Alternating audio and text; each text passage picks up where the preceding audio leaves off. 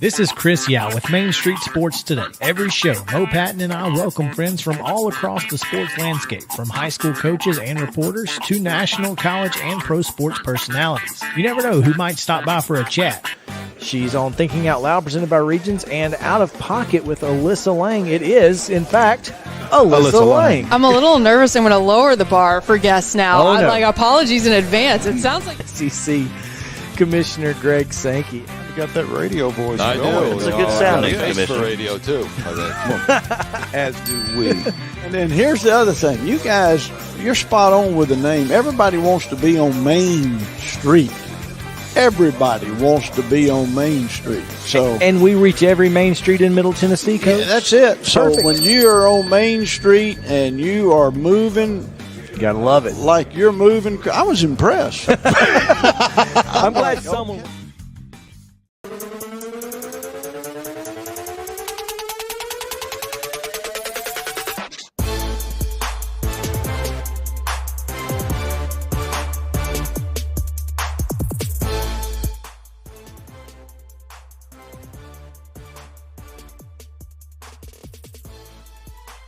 Now, Mo, as I was saying before I was so rudely interrupted by the end of our show yesterday, Right. Trent Dilfer and his tirade. We'll get to this. We'll get to the second part of this in a minute. He should have been also yelled at for his decision to go hurry up on the 1-inch line. For all Rules for thee and not for me. Well, it's not going to work for me today. well, and rules for thee, but not for me. Again, as I was trying to say yesterday, and didn't get a chance to say it because we ran out of time as well.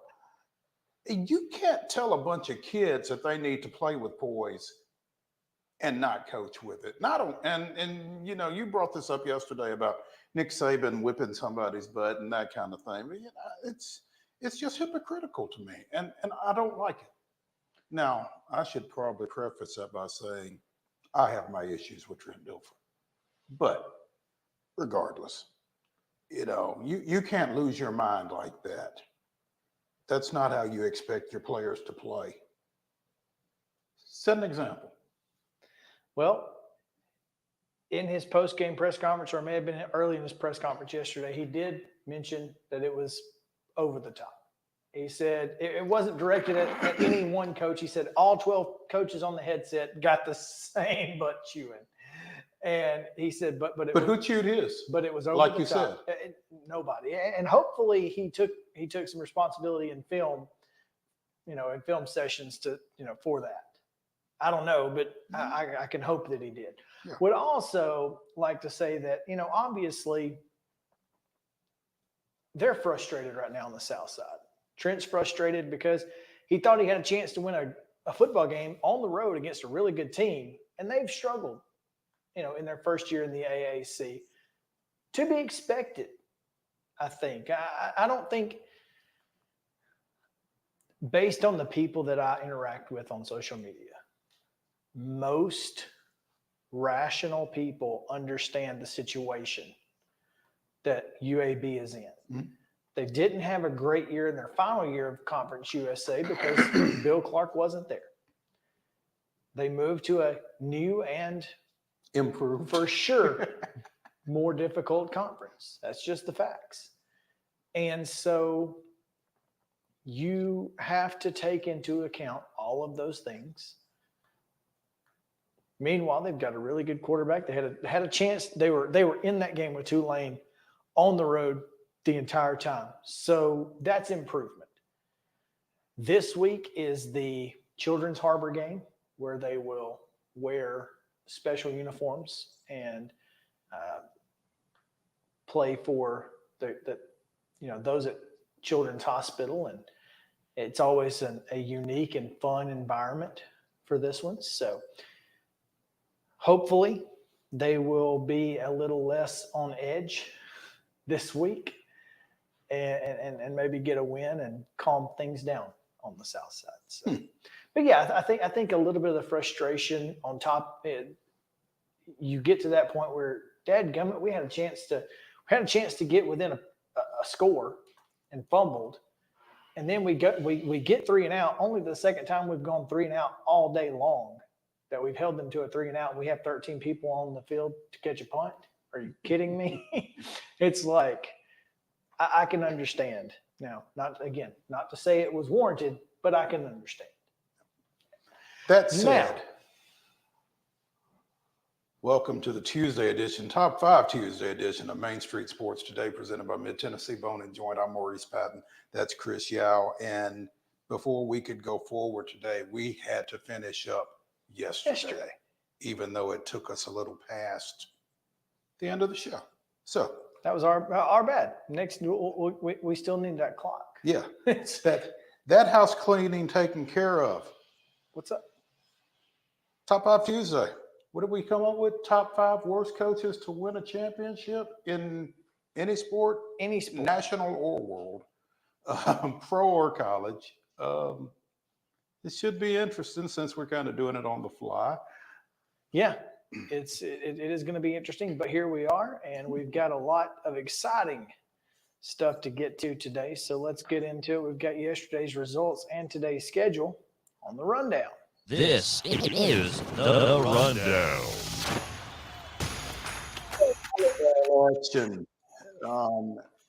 Would love to tell you whether this is regular season or postseason play.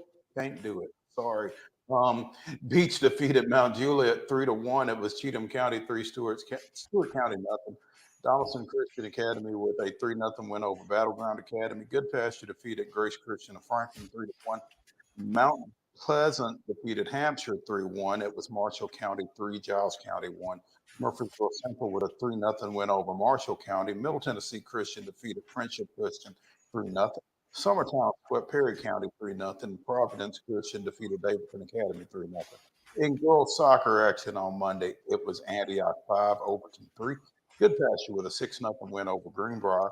Cornersville down Loretto 2-0. It was Springfield 2, Kirkwood 1. And the Webb School of Bell Buckle defeated Zion Christian 5-1. In the National Football League, Monday night, Geno Smith and the Seattle Seahawks defeated Daniel Jones and the New York Giants 24-3.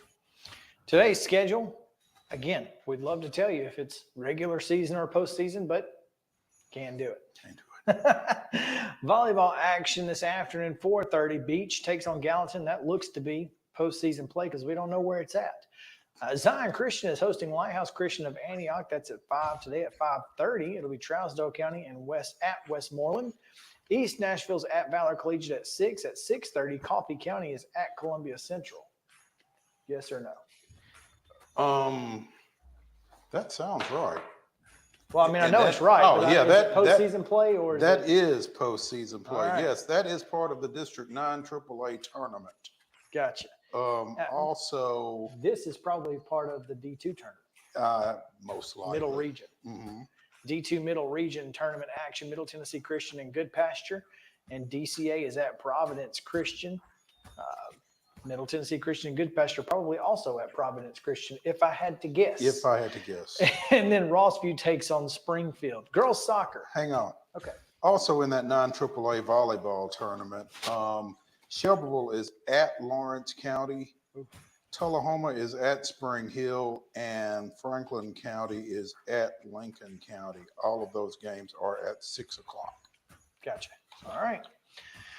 Girls soccer, BGA's at Harpeth Hall at 5. At 5:30, Franklin Road Academy welcomes Webb School. At 6 o'clock, it's Brentwood Academy playing host to Lipscomb Academy. Creekwood's at Fairview. Father Ryan welcomes Baylor. Grace Franklin is host to Independence, and Christ Presbyterian goes to Nashville Christian. At 7 tonight, it's White House at Hendersonville. Liberty Creek hosting East Robertson, and Beach at Station Camp. Major League Baseball wild card action. Don't be looking up the score. We got to give postseason stuff later. We don't need to be knowing what the score is already. Well, there's What no happens? score. What happens if we know though? There's no score. Okay. There's no score. There's no score He's between cheating. there's no score between the Rangers and the Rays in the top of the first. I mean, it was I a know. 2 o'clock start. So nothing has happened yet. So there's no way for me to cheat. 3:30, Toronto at Minnesota. The Rangers Rays are on ABC. Blue Jays Twins 3:30 on ESPN. At 6 o'clock on the Deuce, it's Arizona at Milwaukee. And at 7, the all NL East portion of the NL playoffs starts with Miami at Philadelphia. Again, 7 o'clock on ESPN. And that is. And it is an all NL East because The the winner winner, will will play the Braves. The Braves. Yeah. That's your rundown.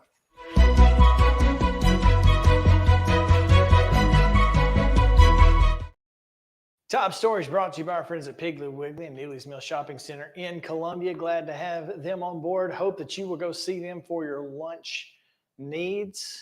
Meat and vegetables, of course, or vegetable plates or cobblers or any of the whatever you want. It's all up to you. Sure. And so go see them each and every day at Neely's Mill in Piggly Wiggly. Also, grocery shopping, you can get your fresh hand-cut meats, fresh produce, and it's all just cost plus 10% at the register. Top story today, Mo, was also yesterday's half top story. Yeah. But we're here now, and let's talk a little bit about the United States Football League for now. I knew you would love to talk about the United States Football League because you are the guru of minor league football.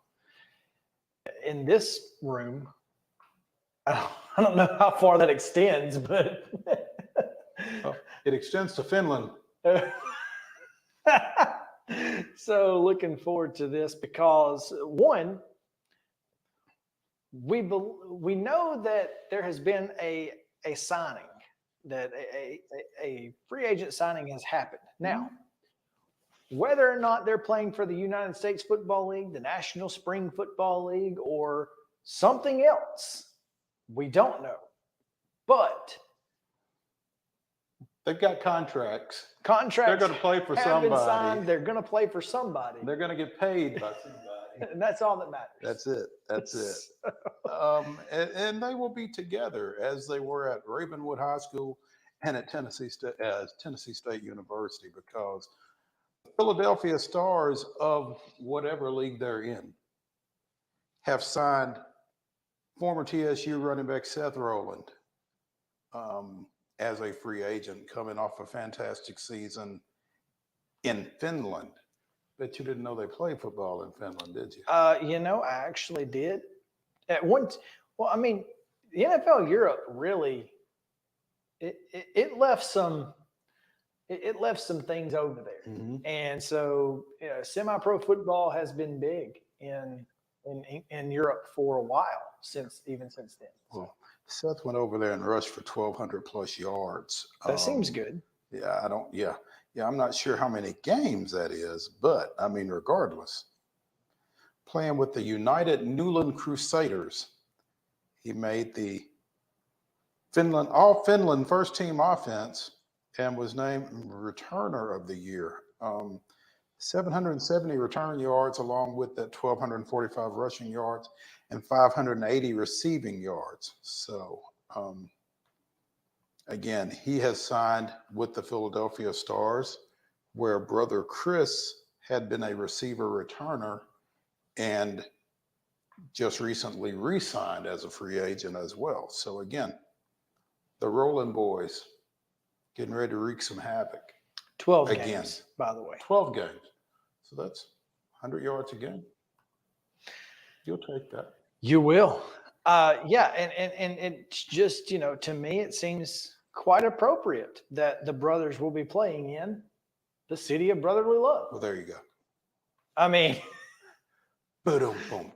you can't make this up. No, No, you can't draw it up any better than that. Had 2,000 all-purpose yards over there, which that's good. And Chris has just been Chris. He dealt with some injuries last year with Philadelphia. I think he only played in 3 games, but before that, he had been, one of the brighter stars in the USFL. Yeah, literally. Yeah. Well done. Thank you. Yeah, it's always cool when local kids get the opportunity. And that's the thing that the USFL, the National Spring Football League, the XFL, whatever you want to call whatever is going to happen. That's what this allows. They're getting a chance to make a decent living playing football. I mean, you think about it. They're making $45,000-ish over a period of about 4 months. That's pretty good. Now, if you want to have a job in the off season, you can, or you can just, try to make that $40K last. That's up to you. I think most of them's jobs are trying to get on NFL rosters. Well, and that's what you're doing for those 4 months. And then, of course, you got workouts and, you're trying to work out in the off season and keep your body in shape and get ready for the next football season that you play, whether it be NFL, XFL, IFL, AFL. Speaking of the Arena Football League, Orlando announced that they are officially in this new AFL that we have been told about that allegedly includes Nashville, that we don't know where they would be playing even if they did play in Nashville. But in Everett, Washington. You sound skeptical. Let me tell you, when I tell you this story, you too will be skeptical. In Everett, Washington, a semi-pro team coach/owner called the AFL office and said, "Hey, can you tell me about the tryout information so that I can tell my guys, when tryouts are, where tryouts are, because I've got a semi-pro team and I feel like we got a couple guys who can play." After about an hour and a half phone call, he's now the owner of the Everett Washington Arena Football League team.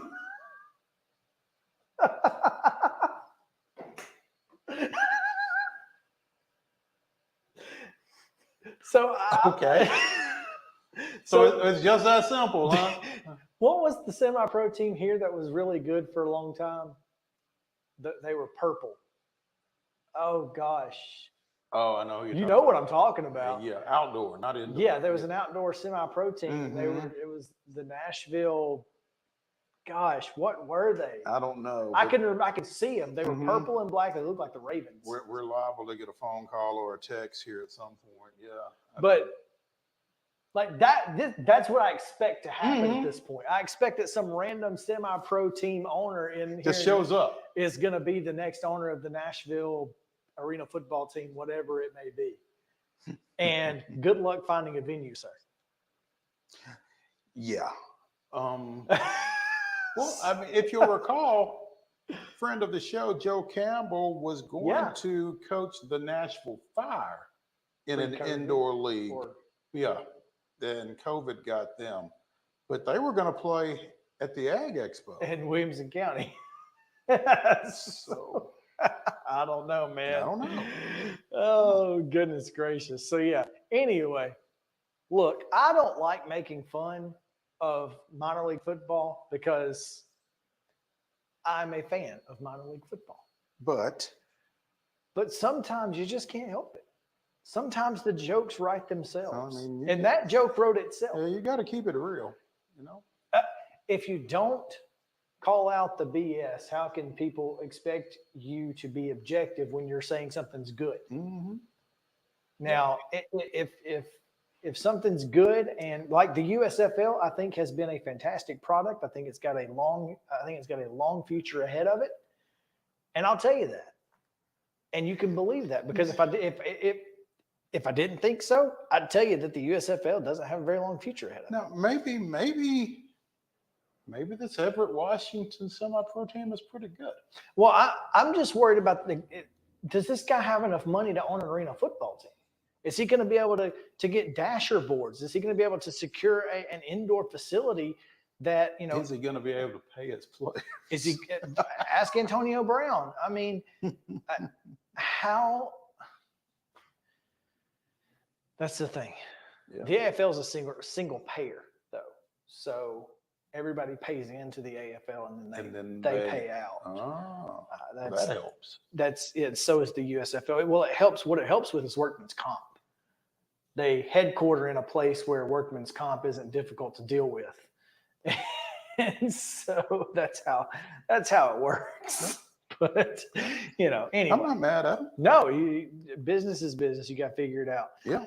Oh, let's take a break and come back and talk a little NASCAR. Heather Williams joining us here on Top 5 Tuesday. Stick around. Main Street Sports Today, presented by Mid-Tennessee Bone and Joint. We'll be back in just a moment.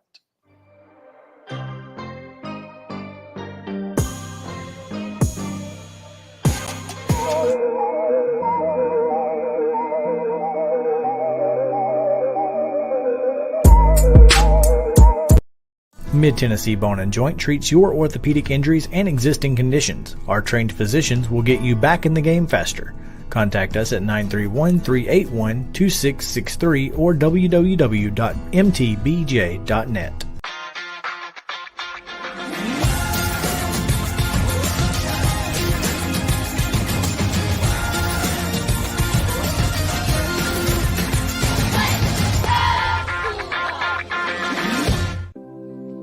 Custom Stone Handler supplies over 600 distributors and suppliers with quality stone products. Along with River Stone, we produce and distribute over 100 building, landscape, and other bulk products. Our goal is to provide quality products, service, and partnerships to ensure our customers' success. We firmly believe that the measure of any person or company is how they treat other people and customers. Give them a call at 931-490-4990 or visit CustomStonehandlers.com. Mockingbird Title and Escrow is an attorney-owned and operated full-service title company in Middle Tennessee. We get your deals closed without worry and fuss.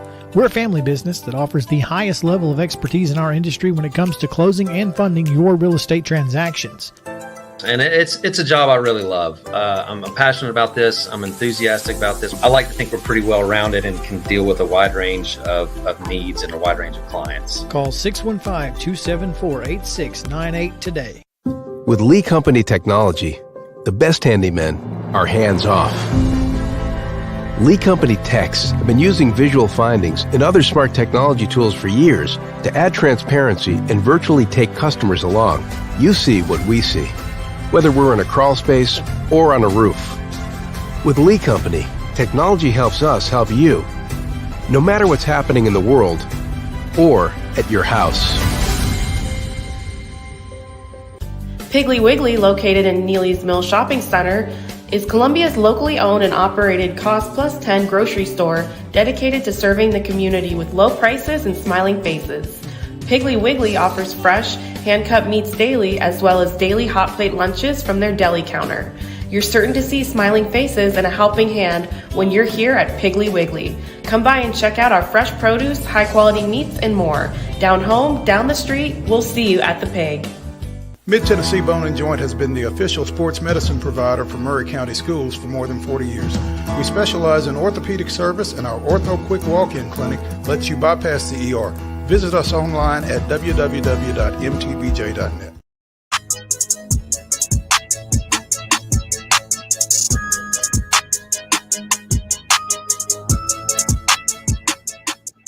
Welcome back in Main Street Sports Today, presented by Mid-Tennessee Bone and Joint. Chris Yao, Mo Patton here on this Top 5 Tuesday.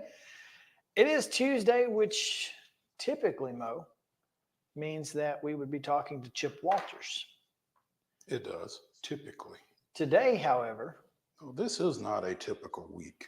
it is not a typical week because tomorrow, the Main Street Sports Today Road Show, brought to you by and fueled by our friends at Fast Stop Markets, will be on the road. We'll be heading out to Murfreesboro, where we will talk to Chip tomorrow, hopefully in person, but if not, we'll get him on either way. And we'll talk about tomorrow night's Jacksonville State, Middle Tennessee State football contest. We'll have to take our helmets with us so we can and sit them in front of us. We'll have to just, a small little token of our set bringing us.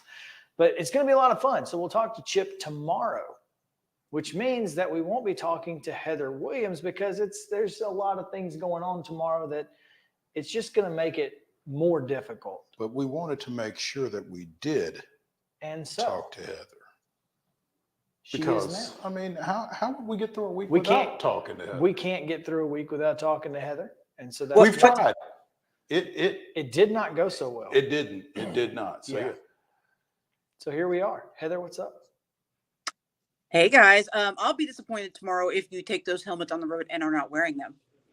They're a little small. we could put them on my bald spot. Mo doesn't have a bald spot. I do. What concern of that is to me? I want them on your head, like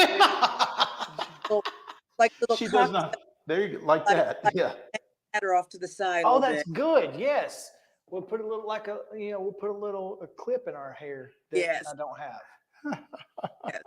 Heather, I'm seeing flashbacks to In Living Color with. Yes, exactly. Yeah. That's exactly. Okay, I got you.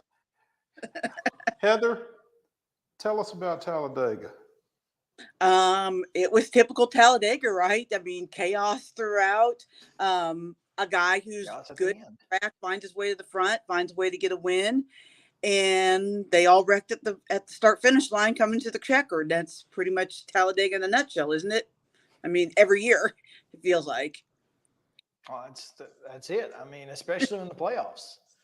I mean, but I think it's really impressive that, for as much chaos and as much luck and roll of the dice that these super speedways are, the same guys always find themselves up front, right? Ryan Blaney has now, I think 3 wins at Talladega, and the guys that were battling there at the end were all guys that we expected to be up front at the end of the race, and it just goes to show that while there is some luck involved in this type of racing, there's a whole lot of skill as well.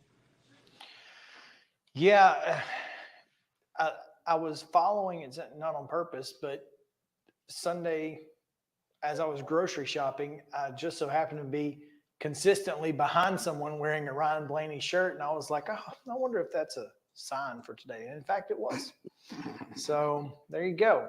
But yeah, gotta be kind of angry if you're Kyle Larson though. Because dude was running the best he's ever run at Talladega. And of course, disaster at the end there. But outside of that, pretty typical day. And, it puts the playoff situation, you still got Ross, Bubba, and Tyler are within 10 points of making the top 8. So who knows what might happen at the Roval.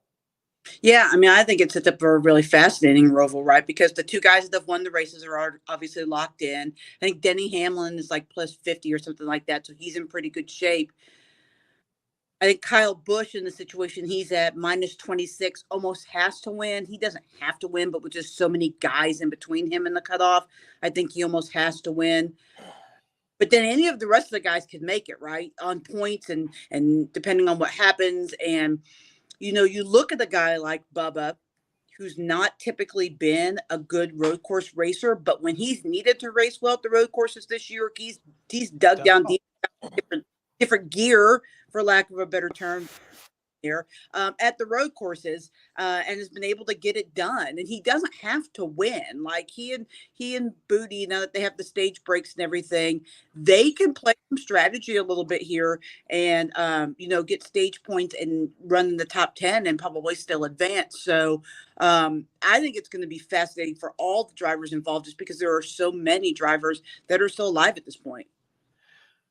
What happens if Reddick and Bubba sneak into the playoffs, knock Larson and Keselowski out, and there are 5 Toyotas in the last 8 remaining? People are going to riot. Yeah, we'll probably be unhappy, but I mean, it would actually be kind of poetic justice this year because the Toyotas really have consistently been the top manufacturer this year. When you look driver for driver, they don't have as many drivers as the other 2 manufacturers, but all 5 of them, and really at times Ty Gibbs as well, have been the best drivers in the garage. So it would kind of make sense. It would be hilarious. I see, especially with Kyle Busch being knocked out essentially at this point. It would just, boy, that would just make me too happy. What if that happened and Ty Gibbs won the race? Because he's a threat. He's a great road course driver. That would be so good. Oh man, things could not get more fascinating coming up, because the thing about the Roval is it's a fascinating track. It's called the Roval for a reason. There's a road course, but you've also got the regular course at Charlotte. Yeah. So it's just weird. Yeah, and talking to my friend Chris Carrier, who I do my television segment with, who's a crew chief, they ran the Roval when they ran the truck race down there during COVID. And he talked about how difficult it is to balance your car. You almost have to make the decision that it's going to drive like garbage on the oval part of it, because it's going to be much more important to make up speed on the road course part of the race track. So you just kind of have to decide, which part you want to drive better in, the oval or the road course. And it's harder to make up time on the road course. So that's what the drivers and the crew chiefs and the crews will choose, is to drive well on the road course and just kind of fight through the oval part of it. Well, it should be fun. I'm looking forward to this week because, again, it's the final race before we go to round of 8. And of course, William Byron and Ryan Blaney are in. Denny Hamlin, as you said, plus 50. So he's in a great shape. It'd be really hard for him not to advance. Christopher Bell, Chris Buescher, Martin Truex Jr., Kyle Larson, and Brad Keselowski round out the 8, while Tyler Reddick, Bubba Wallace in 9 and 10. Ross Chastain just outside the top 10 at number 11, literally by 1 point, and Kyle Busch at number 12 right now. So, tough break for Ross this weekend too. I mean, he was running well and then gets in the wall, and his day ended really early, and that really put a damper on his playoff chances. Well, and he's a beneficiary of the big wreck at the end, right? Because you look at the guys that were caught up in that, Bubba and Tyler specifically, Ross could have had a lot bigger gap to try to make up, but because those guys got caught up in the wreck and finished 24th and 23rd, I think, somewhere around in there, 17th, I think 17th and 24th, when they were running top 5, top 10 before the wreck, actually helps Ross because the gap's not so broad between the drivers, because a lot of them were caught that wreck at the end. Yeah. Let's talk about some news, because some big news happened today, like major news in NASCAR, as we're headed to the Midwest. Yeah, Iowa. So it's fascinating. So we're expecting the schedule to come out tomorrow, is my understanding, the full schedule. And Iowa was like the last big piece to filling out the schedule that was laying out there. And it, from what I've heard, and my understanding is that this was originally supposed to be Montreal, and that they could not make the dates at Montreal work. This year's schedule has been a real challenge for NASCAR. It's why it's coming out maybe a little later than we normally expect for it to come out. Although not unprecedented. It's not unprecedented for this to come out this late, as I see my Facebook memories come up every year. It has come out this late before. But it's been a little bit of a challenge because of the Olympics. And so NBC, which has the Olympics, is trying to balance the schedule of the Olympics, the IndyCar races, and the two NASCAR series actually the one NASCAR series that they have now, because Xfinity is going to the CW next year. But just trying to balance out those crews and have the people and the workers and position the voices and all that kind of stuff in place. It's created a bit of a challenge. I think you're going to see when the schedule comes out tomorrow, tracks in some strange places that we're not used to, because they've been flipping this around and trying to make this all work with, there's just so much that goes into these schedules, which is why Iowa kind of, for lack of a better term, fell into this position, right? I mean, they have a track that's up to the standards to host a cup race. They're in a climate that in the summer theoretically shouldn't be super hot. Being from the Midwest, I know that's a lie. It can get hot, but in theory, it shouldn't be as hot in Iowa as it would be in Nashville or Atlanta.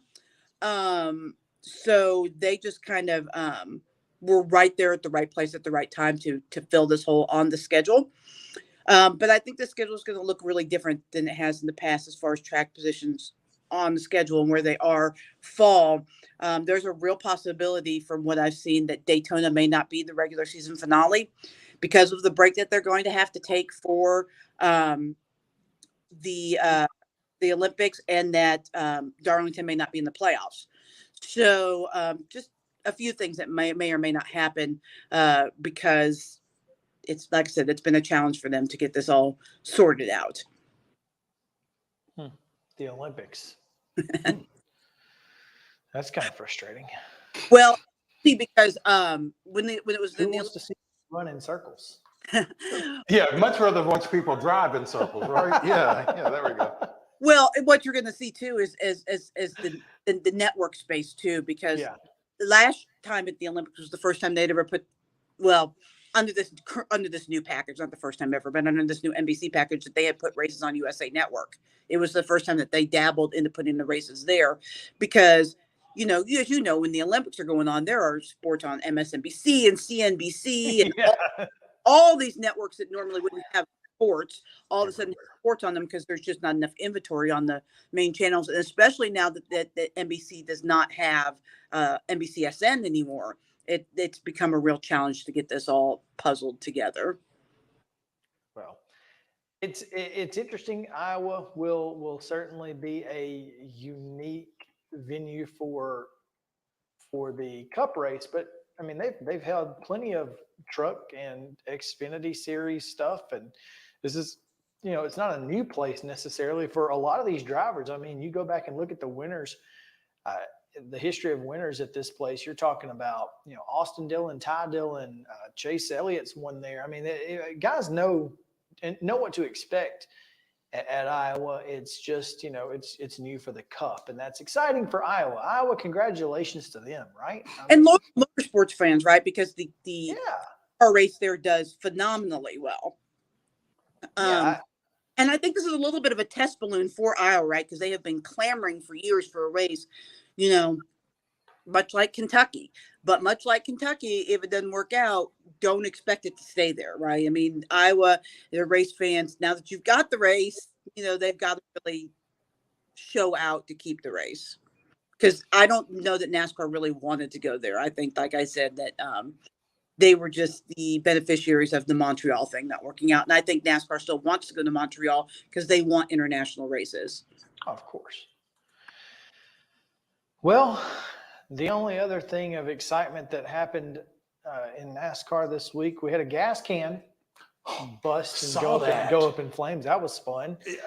So let me ask you something, because Jody and I saw that somewhere, and we were, who blew that? Was it the pit crew? Was it the driver leaving too soon? How does that happen? Whose fault was it? Well, it was probably a little bit of both. I mean, because the driver leaves on the signal from the pit crew, which is generally when they drop the jack. When they drop the jack, that's the driver's signal to gun it and go.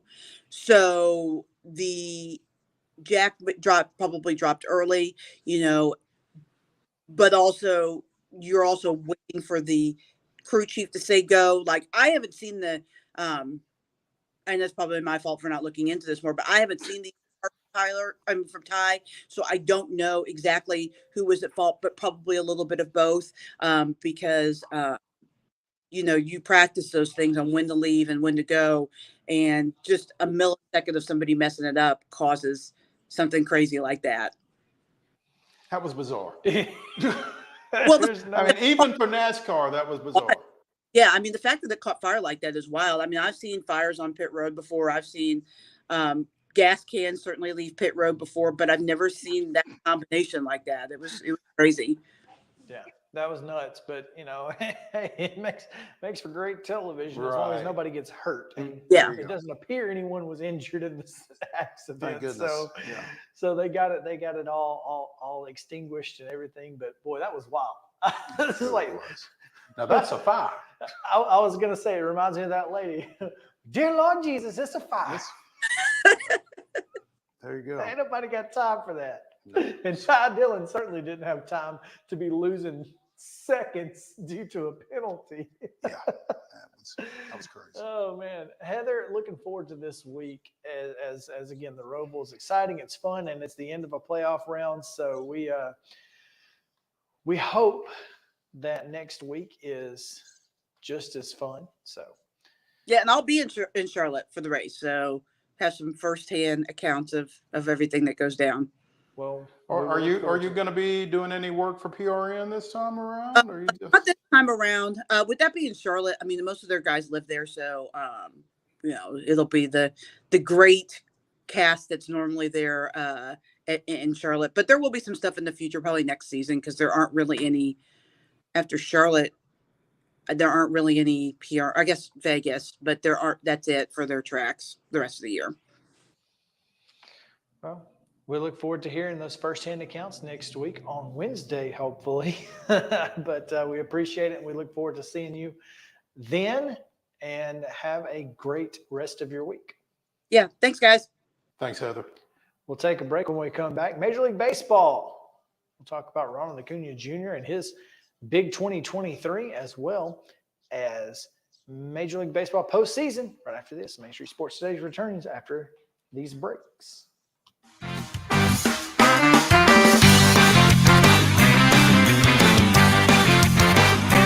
Mid-Tennessee Bone & Joint treats your orthopedic injuries and existing conditions. Our trained physicians will get you back in the game faster. Contact us at 931-381-2663 or www.mtbj.net.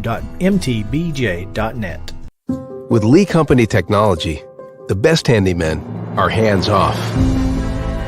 Lee Company techs have been using visual findings and other smart technology tools for years to add transparency and virtually take customers along. You see what we see, whether we're in a crawl space or on a roof.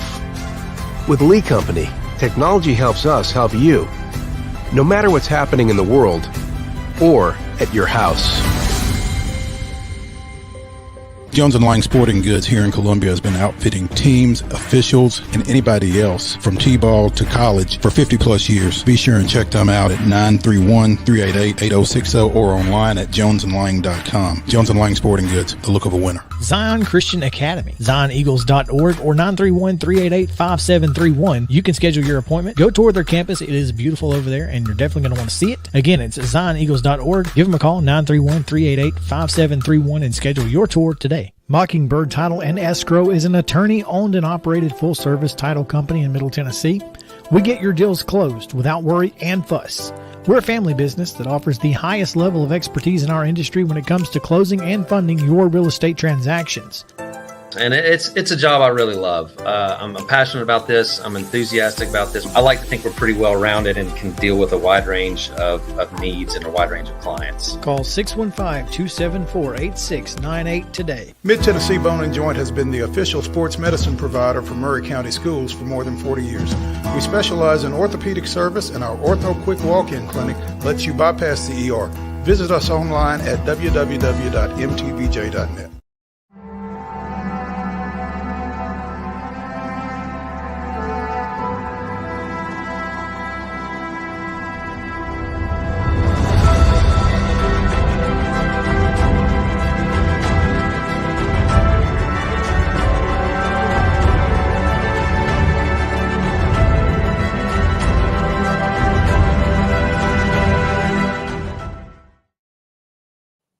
October 3rd, 2010, with an 8-7 victory over Philadelphia and San Diego's 3-0 loss to San Francisco. The Atlanta Braves ended a 4-year postseason drought, advancing to the NL playoffs as a wild card under retiring manager Bobby Cox. Braves had won 14 straight division championships, but 2010 marked their first wild card berth. That was this day in Braves history. As I was going back through my memories, speaking of, I saw last year where Spencer Strider was talking about the Mets and his August 7th start against them. Mm-hmm. You know, they seem to be having a lot of luck right now. That's great. It's August. We'll see what happens in October. Well, we'll see what happens. we saw what happened in October, didn't we? That's right. Everyone lost. They lost. We lost. Everyone lost. But yeah, you know, it's always fun to go back through my memories and see, oh wow, what was I griping about on Facebook that day? Especially when it comes to the Braves, that was typically that, and Tennessee's passing offense in 2011 was not great apparently today. Jonathan Crompton. There you go. Let's talk a little bit about Ronald Acuna Jr. Mm-hmm. I don't know if you have seen the comparisons to Mike Trout or not, but there was a time where Mike Trout was considered the best baseball player in the game. Mm-hmm. And it's not been that long ago. I just think the injuries have. Yeah, we're talking like 17, 18, 19, et cetera. Right. You know, Ronald Acuna Jr. in 2023 scored 149 runs. Mike Trout's best year ever in 2012, he scored 129. In 2023, Ronald had 217 hits. In Mike Trout's career year in 2013, he had 190. Total bases for Ronnie this year, 383. Mike Trout's career high was in 2015 with 339. Ronald hit 41 home runs. Mike Trout's career high was in 19 with 45.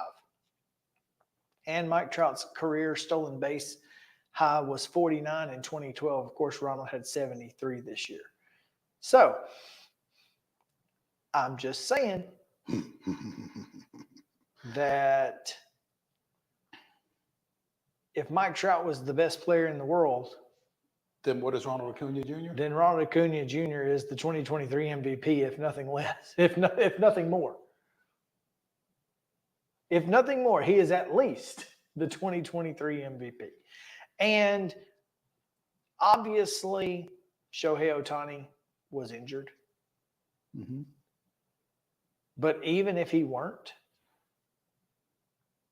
I'm not sure that Ronald wouldn't have won a both leagues MVP. He did win Baseball Digest's Player of the Year, and they only give out one. No National League, no American League. I saw a graphic that listed the major league leaders in like 12 categories. I think it was 8 offensive and 4 pitching. And there were half of the 12 categories, the leaders were Atlanta Braves. It was 2 for Olsen, home runs and RBIs. 2 for Acuna, I think, stolen bases and runs scored. And then Strider for wins and strikeouts, I guess. So, do you know if this were 25 years ago, how big of a deal it would have been that the Braves have had 2 different 20-game winners in back-to-back years? Yeah, back when wins meant something. Well, back when pitchers went more than 6 innings. Mm-hmm. And, you know, it just blows my mind. The Braves have 2 20-game winners in back-to-back years, different people. Mm-hmm. And we're sitting here thinking, what the heck, you know? John Heyman tweeted earlier that Major League Baseball average attendance went up by 2,500 people. On average. On average, their average daily attendance was up 2,500 from 26,843 to 29,295. That's with the Oakland A's. And that includes the Oakland Athletics. It does, in fact. So 26 of Major League Baseball's 30 teams were up. 17 teams topped 2.5 million folks, and 8 teams eclipsed 3 million, including the Atlanta Braves. I'm under the understanding that it's because of bigger bases. Sure. That's why. That's it. Well, isn't everything because of bigger bases, or is it just everything that Ronald Acuna Jr. does? Yeah, I'm pretty sure it's just Ronald. Okay. Obviously, we talked about this with someone. I don't remember who it was particularly. Might have been Christopher Gabriel. About it, you know now that when you go to the ballpark, you know it's going to be 2.5 hours ish.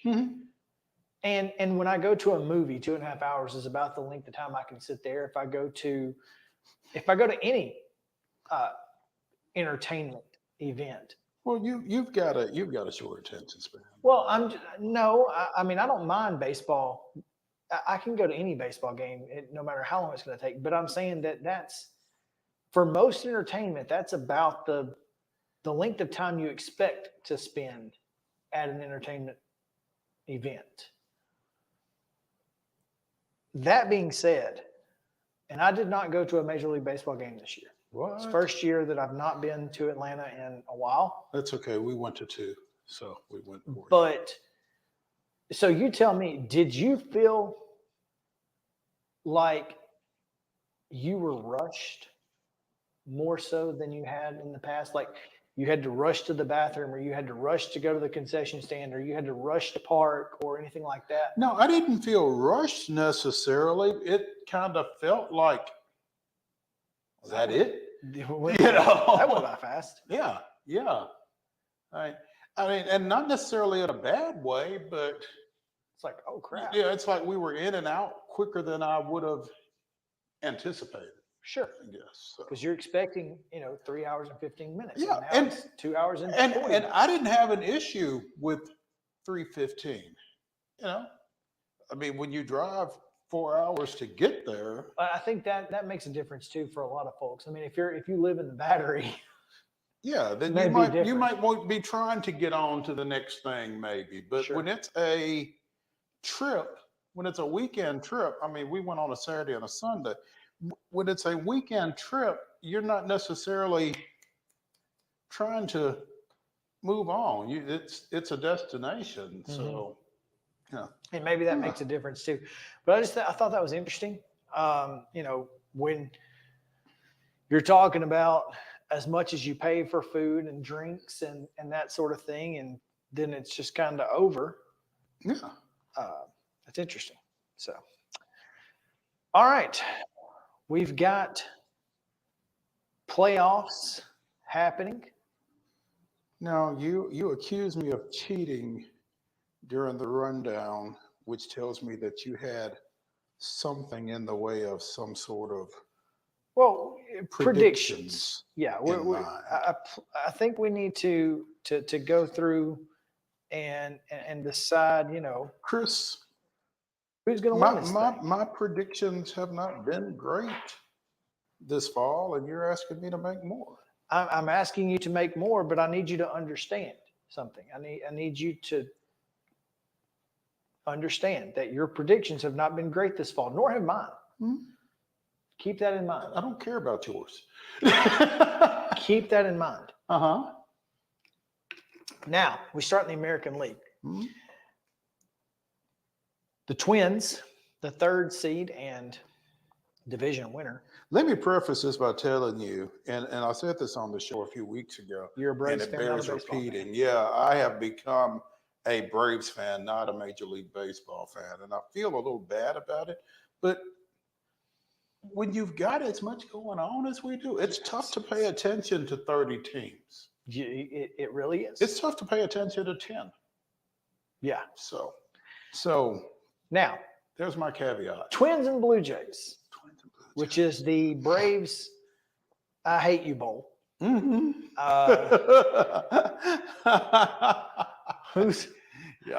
Who's going to win between the Twins and Blue Jays? Neither, because this is the Braves I Hate You Bowl. No. Exactly. I don't know, because Toronto swept Atlanta in Toronto earlier this year, but at least the Braves went to Toronto? Yeah, that was the. I was told that didn't actually happen. I was told that was not a thing. I understand, but one of the pitchers that the Braves did not lose to in that series has, I think, since been released. I mean, I don't know. I liked Toronto's, young core with Vladdy and Biggio and Bichette and that bunch. But Minnesota has really come on of late with some young talent themselves, including Royce Lewis. And it's tough to pick against Sonny Gray. That's bad. That's where I'm at. Look, I'm not. He's only going to pitch one game in this series, but still. This is not a prediction as so much as a root. Yeah. I'm rooting for the Twins. Yeah, I think I would prefer to see the Twins. Ken Herbeck be damned. Yeah, well, I'm still hoping to see the Twins in the World Series. There we go. But we'll see. As long as he doesn't throw out the first pitch. Oh, you know he will. You know he will. Oh, if he does, I hope somebody goes up there and jacks it out of the park. Jacks him out of the park. He goes up there and picks his leg up off the rubber. Yeah, there you go. Yeah. Shit. Let Ron Gant run out there and lift him up. That's it. Yeah, I like literally the Twins in this one. Rays and Rangers. The Rays are doing this. The Rangers have been kind of doing this all year. So the Rangers, I think the Rays can win games in more ways than the Rangers can. I think the Rays offensively are a little bit more diverse than the Rangers. And on that basis, and I mean, Randy Arozarena is probably going to do something crazy at some point. I like the Rays in this one. I'm going to go with the Rays, but just because the Rangers ended the season in such poor fashion. Yeah. Orioles and Rangers. Tough pick against Baltimore right now. Yeah. Especially. Yeah. Astros and Twins. Tough pick against the Astros right now. Yeah, it is. They are on the way up. Mm-hmm. So, all right, Orioles and Astros. I'd like to see Dusty get back. And I really feel like the Braves have a better chance against the Astros. But I think it's Baltimore. I don't think look, it's Brooks Robinson, man. And here's the thing. I don't want to see Baltimore because of it. Mm-hmm. Because the year that the Braves won the World Series was the year Hank Aaron died. And I just feel like team of destiny kind of thing. There might be something to it. They won 101 games. I think they get to the World Series. All right, Phillies and Marlins. This is where we know our stuff. We can kind of get know our stuff to some degree. I mean, I feel like the Phillies are probably better, but as we saw with Miami after we clinched, they're playing with a lot of intensity and they're dangerous right now. Is Alcantara back? I don't know if they got enough pitching to get by Philadelphia. Well, it certainly seemed to be the question. And so, with that, it's Luzardo Wheeler tonight, Garrett Nola tomorrow. Yeah, I'm going with Philadelphia. I am too. I hate that too because I don't want them. I want the Marlins to win the darn thing. Well, but what it comes down to me, is who do the Braves match up better with? Yeah. So Brewers and Diamondbacks. It's going to be Burns tonight, and they don't have listed their next two. But the Diamondbacks are going with Fat, and then Gallen and Kelly in 2 and 3. They're going with the rookie tonight in game 1 against Corbin Burns. They better win it. That's all I can tell them. I think that's got to be Milwaukee. I think Arizona gets there. I think Arizona gets there. All right, Phillies, Braves.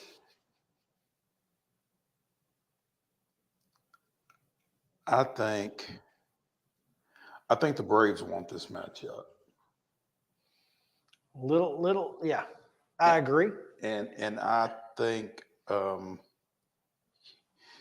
Ben Ingram said last year in the regular season series finale, if you come at the Kings, you best not miss. I think the Braves will be sharp and ready for this one. And I think they take care of the Phillies. Dodgers, you got Brewers. I've got Dodgers, Diamondbacks. You got Dodgers, Diamondbacks. I've got Dodgers. Okay? I don't know that it matters.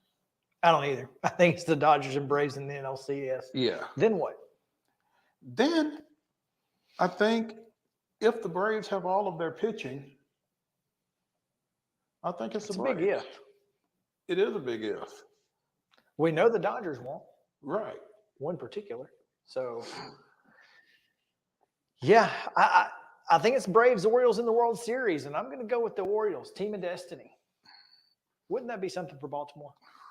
Wouldn't it be something for Atlanta? Because we've said all year, if they don't win the World Series, nothing else matters. I think it does matter, though. If they get to the World Series, if they get to the World Series and lose to the Orioles, I'm not going to be mad. I think you are in the minority, though. I might be, but I'm okay with it, and that's good enough for me. Yeah. So, well, just remember that your picks haven't been very good. So who are you picking? I'm picking. I'm picking the Braves. Dadgummit. Yeah. You were looking for some reverse psychology. I was, in fact, looking for some reverse psychology. Yeah. All right, let's take a break. When we come back, Terry McCormick on the other side.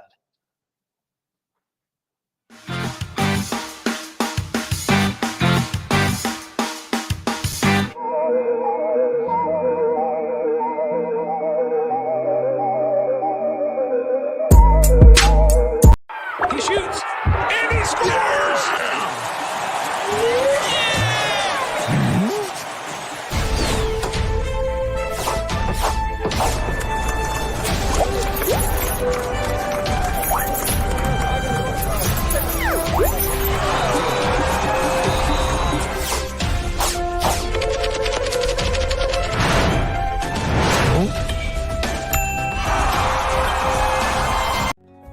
Since 1975, Mid-Tennessee Bone and Joint Clinic has treated the orthopedic needs of Middle Tennessee residents.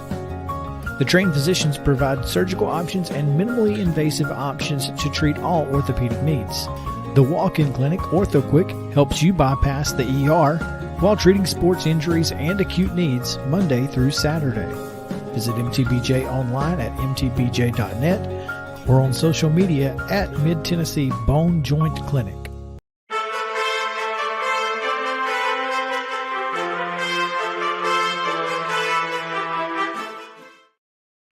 Back in, it is time now for the Daily Titans update, brought to you by Terry McCormick, powered by our friends at Zen Sports. What's up, Terry? Guys, it is your Zen Sports Titan Insider update for today, and it's kind of a stack on yesterday's update. Shortly after we had the segment yesterday, the Titans made some roster moves.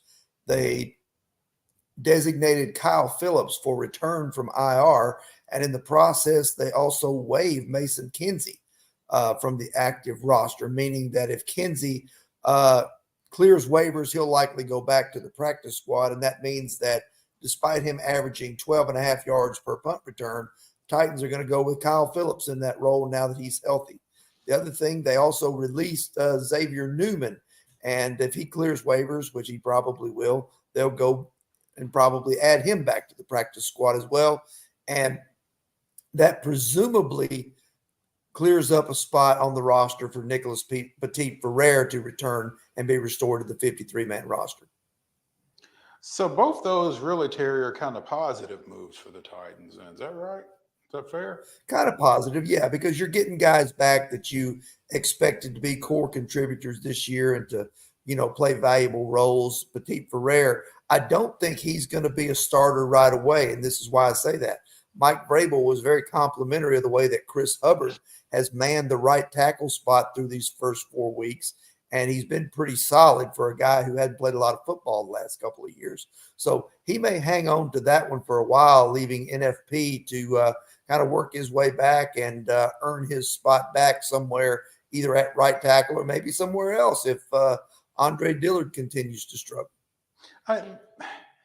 That's what makes no sense to me. I mean, I get that Hubbard has played well at right tackle, and you certainly don't want to disrupt that offensive line, but Dillard kind of sticks out like a sore thumb. You've got to address that in some type fashion, don't you? Yeah, I think eventually they're going to have to, whether that's moving Skoronski over there, whether that's giving Petit Ferrer a chance to move over there, but he's never played left tackle in the pro ranks either. So right now, I think they're probably their best bet maybe just to hope that Dillard irons things out. I think he took a step in the right direction Sunday against the Bengals because he did do a decent job on Trey Hendrickson. I think only had a couple of pressures, maybe a half a sack, but certainly still room for improvement from Mr. Dillard as the Titans move forward here. Should be an interesting week. Hold up. Any word on Traylon Burks? Yeah. Haven't heard yet. Okay. And, last week Vrabel said it would be a week or so. And if you're a Titans fan, it's that or so that concerns you. And if you're a Traylon Burks fantasy football owner, as one is on this show. So I think we'll know more probably tomorrow by the time I give you your report on Wednesday, having seen practice. I think we'll know a little bit more about what's going on with Traylon Burks. All right. Well, Terry's got a phone call. Take that phone call. Tell us about Zen Sports. All right. I will tell you about Zen Sports, and then I'll take that phone call. All right. Zen Sports. The new sports book in Tennessee is revolutionizing the way you earn sports betting rewards. With Zen Sports, your rewards are cash rewards. You bet with real money, and now you're rewarded with it too. Earn a whopping 5% cash back welcome bonus for your first 15 days when you sign up with code MAINSTREET, MAINST. Keep betting and keep earning every month after that with up to 3% cash back rewards on your betting volume. Best of all, earn cash commission on your referral bets with Zen Sports Referral Rewards Program. Zen Sports, betting just got better. Gambling problem, call 1-800-889-9789. Terms and conditions apply. Must be 21 and older and in Tennessee to bet.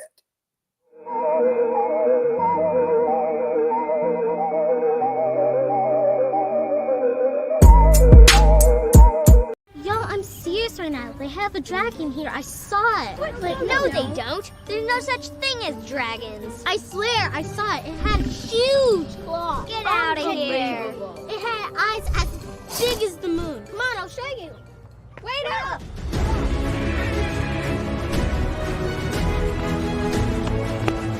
Do you hear that? We're almost there. Whoa! I told you so.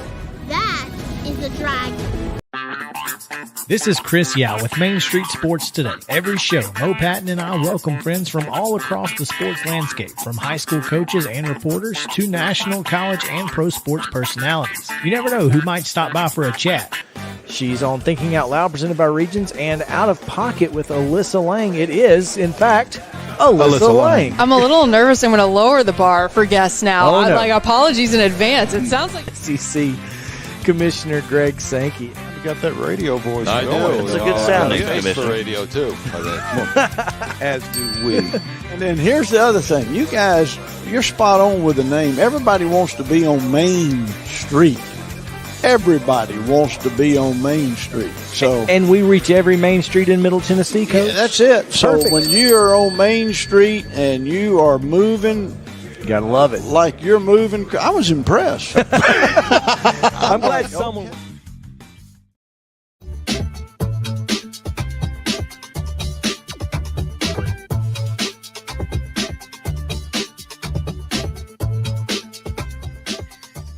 It is Top 5 Tuesday here on Main Street Sports Today, presented by Mid-Tennessee Bone and Joint. Top 5 worst coaches to win a championship. This should be interesting.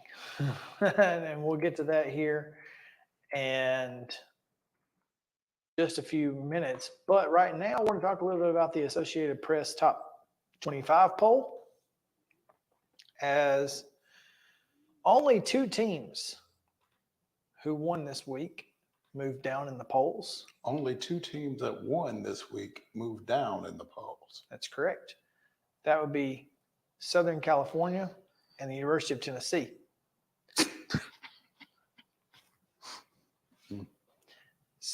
Georgia, meanwhile, 35 first place votes. That's down. It is considerably. It is. In fact, as Michigan gained or earned 12, Texas earned 10, Florida State with 4, and Ohio State with 1. Yet Florida State behind Ohio State in the rankings at 5. Penn State, Washington, Oregon, USC, Notre Dame round out the top 10. Notre Dame with a big win over Duke on the road. Probably shouldn't have won the game. I felt so bad for Duke.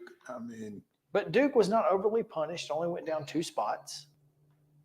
Got to give them credit there. Utah moved from 10 to 18 after their loss to Oregon State. Oregon State moved up from 19 to 15. 2 spots behind Washington State, who beat them 2 weeks ago. So Alabama's at 11. They move up a spot. Oklahoma moves up 2 to 12. North Carolina's up 1 to 14. Ole Miss goes up 4 spots after beating LSU. LSU 3-2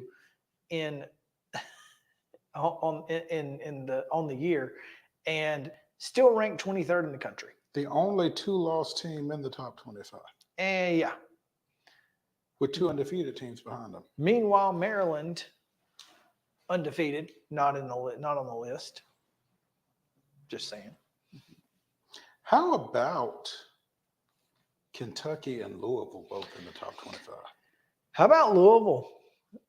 5-0. North Carolina State went from a team that we all thought had a chance to win the ACC to a team that is pretty well packing it in. They have replaced their starting quarterback and giving Clemson the opportunity it's going to need. Clemson, which can barely see the top 25 from where they are right now. Yeah, as we said, this Clemson team, I think, has the ability to do a lot of different things. I think Clemson could win 8 or 9 ball games. I also think they could, miss a bowl game. So, of course, now with NC State being what they are, caving in, the bowl game scenario certainly looks better than it did. Clemson is also 3-2 on the year. There are 2 wins, there are 3 wins: Charleston, Southern, Florida Atlantic, and Syracuse. Pretty big win over Syracuse, I think. So relatively. Well, I think it's a big win for the team. Sure. When your only other wins were against Charleston Southern and Florida Atlantic, is that what you said? Yeah. Yeah. So, we thought that game might be one that Clemson could lose. And so, certainly, again, looks like the 6-win plateau is still available. They get Wake Forest at Death Valley this week. Go to Miami, which is not necessarily an easy win. Then they go to North Carolina State, which, hey, by that time, they might have their quarterback situation figured out and be better. Who knows? Then they get Notre Dame. That's a loss. Georgia Tech at home. That's probably a win. North Carolina at home, and then South Carolina on the road. Again, they could win 9 games. They could also win 5. Right. So anyway, I just thought that was interesting. But, Kentucky moves up into the rankings to number 20 from not being ranked after a win over Florida. And that's why Tennessee moved down, right? Kentucky Kentucky and Missouri jumped Tennessee, basically. But they're all right there together. That's crazy. And that's all going to figure itself out. Kentucky with a win over Florida after beating Vanderbilt. Missouri beat Vanderbilt, and both of them jumped Tennessee. A lot of respect for Vanderbilt. Yeah, clearly. I don't know that I would have jumped Missouri over Tennessee, but obviously 5-0. And then folks said, boy, if Kentucky beat Florida like that, Tennessee lost to them. That must be an even worse loss than we thought it was. But again, you spoke to this to some degree yesterday. I mean, Tennessee, Florida is almost one of those games that you have to look at independent of everything else, just because of the headspace that Tennessee is in when they play Florida, apparently. Right. I think so.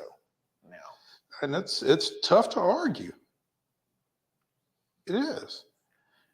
And if Tennessee beats A&M this weekend, then it becomes even more apparent that it must just be in their heads. Because, I mean, A&M is better than Florida, right? I think A&M with Max Johnson in particular. I mean, I don't think Florida's very good. I think Florida's probably the 5th best team in the SEC East.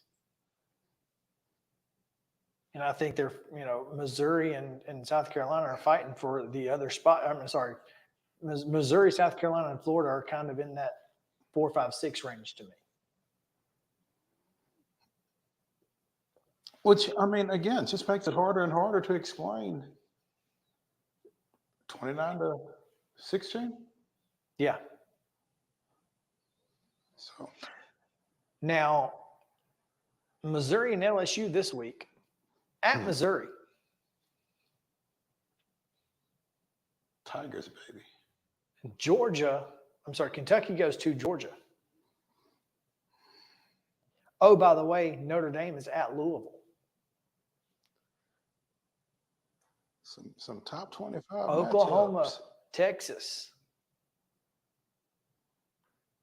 I think this is going to be an interesting week for the AP poll. Because again, Oklahoma right now leads the world in everything. I mean, points per game, they are leading the world in everything. But it's the Red River rivalry, and obviously it's a neutral site. So I think this becomes a really interesting game because here's the thing. If Texas wins it, you have to consider so long as Georgia doesn't just dismantle Kentucky. If Georgia, Michigan, and Texas all win, does anything change? I think Texas has to jump Michigan just on the basis of Michigan playing Minnesota. That's what I'm thinking. I'm thinking Texas has got to be 2 at the lowest. At the least. And depending on what Georgia does against Kentucky, if it struggles again like it has the last 3 or 4 weeks, then they're going to pick up some more number 1 votes. Yeah, I think they will. Yeah. And how many more do they need in order to get to the number 1 spot? I don't know, but I think, especially if Alabama keeps winning. If Alabama goes to Texas A&M and wins, that Texas win at Alabama just keeps looking better and better. And, as a resume guy, it'd be hard to keep the Longhorns out of the number 1 spot. A lot of teams off this week. Penn State, Washington, Oregon all get off, as well as Utah, Duke, and Tennessee. Mm-hmm. So obviously shakeups are even more interesting when some teams don't even play. Yeah. Because here's the thing. If Missouri loses to LSU, does LSU and Missouri just swap?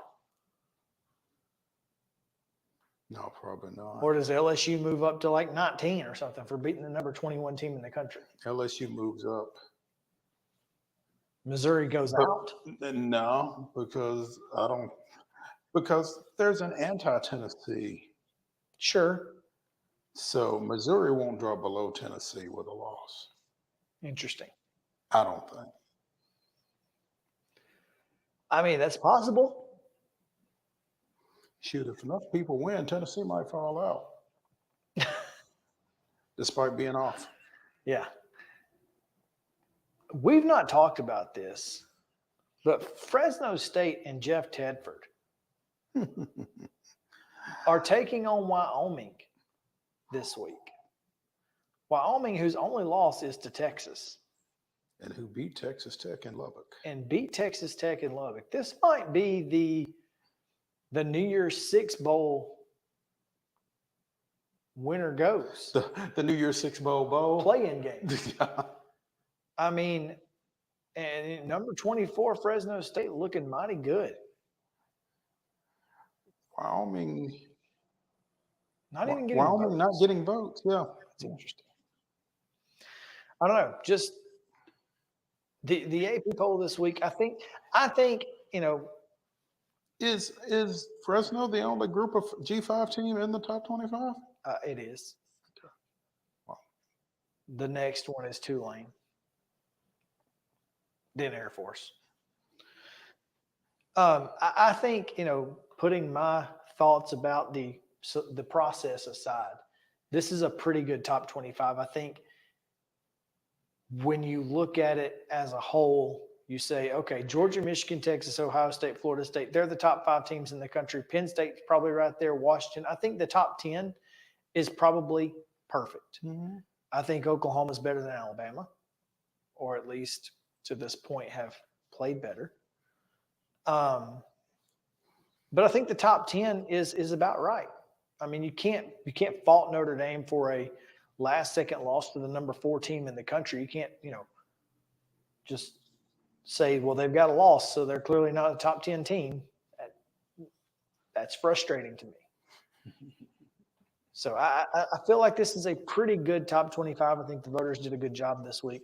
I've been on them pretty bad early in the season, but right now, I mean, outside of Maryland not being ranked and LSU being ranked, I feel like it's a pretty good week. I would have Maryland in my top 25. I would not have LSU in my top 25. That's about the only change I would make. So we've got other college football to talk about, including, let's talk about the SEC Players of the Week. We also need to talk about the Tennessee Sports Writers Athletes of the Week. We'll get to them on the other side of a break. Oh, probably. Thought we were going to a break. Well, let's go. We're already talking about Power 5 SEC stuff here, so let's just stick with it for now. Just because it is what it is. Jackson Dart, 439 yards, 5 touchdowns against LSU. DBU. Completed 26 of 39 passes for 389. Added 50 yards rushing. Also, co-offensive player of the week, Ray Davis. Surprise, surprise, 289 yards from scrimmage. School record tying 4 touchdowns. Imagine that. Guy's pretty good. Guy's pretty good. Post-game quote, I didn't make history. Our O-line made history. We ran for over 300 yards as a team. As a collective unit, we made history. Okay. Interesting defensive player of the week selection out of Georgia. Linebacker Smile Mondon.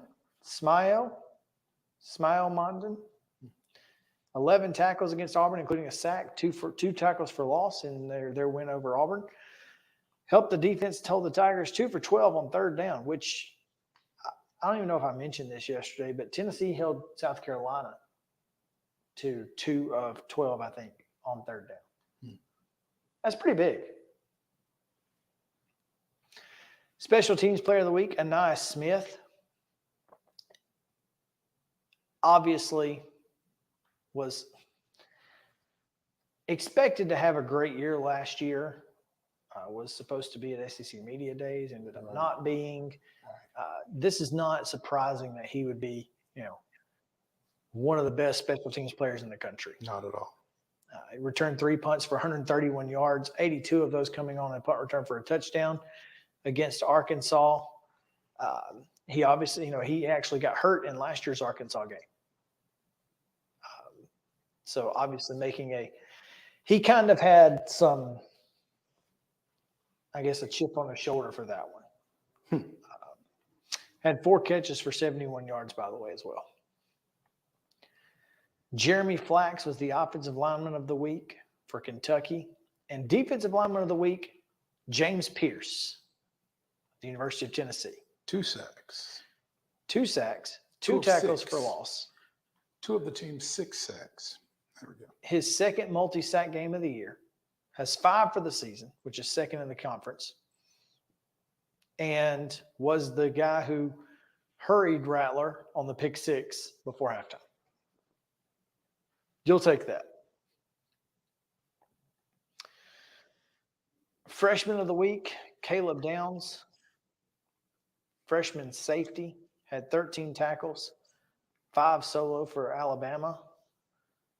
Recorded his first career interception and was credited with a pass breakup as well. Can you imagine what kind of freshman you have to be to get on the field on defense for Nick Saban at Alabama, particularly in the defensive secondary? Yeah. And, they've actually had several over the last couple of years. You think Kool-Aid made his, Kool-Aid started. The other guy that's back there as well, who's the other cornerback that's really good? Crap. He started as a freshman as well. But, it's been – you have to be really, really good. And they've had some guys that have played, 4 years in that defensive backfield. And, boy, let's see. I wish Malachi Moore. Fantastic defensive backfield. Also, co-freshman of the week, place kicker from Georgia, freshman as well, obviously, freshman of the week, is Peyton Woodring.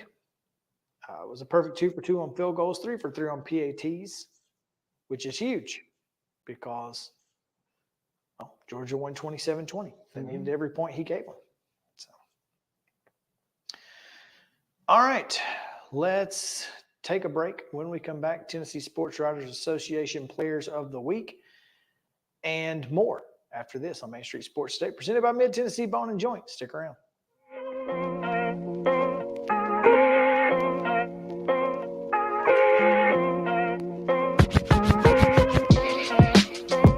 Mid-Tennessee Bone and Joint treats your orthopedic injuries and existing conditions. Our trained physicians will get you back in the game faster. Contact us at 931-381-2663 or www.mtbj.net.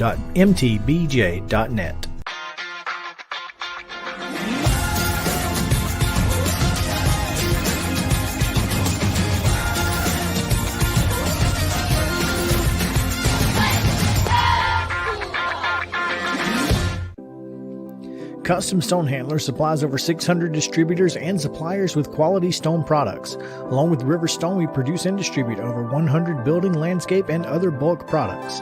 Our goal is to provide quality products, service, and partnerships to ensure our customers' success. We firmly believe that the measure of any person or company is how they treat other people and customers. Give them a call at 931-490-4990 or visit CustomStonehandlers.com. Mockingbird Title and Escrow is an attorney-owned and operated full-service title company in Middle Tennessee. We get your deals closed without worry and fuss. We're a family business that offers the highest level of expertise in our industry when it comes to closing and funding your real estate transactions. And it's a job I really love. I'm passionate about this. I'm enthusiastic about this. I like to think we're pretty well-rounded and can deal with a wide range of needs and a wide range of clients. Call 615-274-8698 today. With Lee Company technology, the best handymen are hands-off. Lee Company techs have been using visual findings and other smart technology tools for years to add transparency and virtually take customers along. You see what we see, whether we're in a crawl space or on a roof. With Lee Company, technology helps us help you, no matter what's happening in the world or at your house. Piggly Wiggly, located in Neely's Mill Shopping Center, is Columbia's locally owned and operated Cost Plus 10 grocery store dedicated to serving the community with low prices and smiling faces. Piggly Wiggly offers fresh, hand-cut meats daily, as well as daily hot plate lunches from their deli counter. You're certain to see smiling faces and a helping hand when you're here at Piggly Wiggly. Come by and check out our fresh produce, high-quality meats, and more. Down home, down the street, we'll see you at the Pig. Mid-Tennessee Bone and Joint has been the official sports medicine provider for Maury County Schools for more than 40 years. We specialize in orthopedic service, and our Ortho Quick Walk-In Clinic lets you bypass the ER. Visit us online at www.mtbj.net.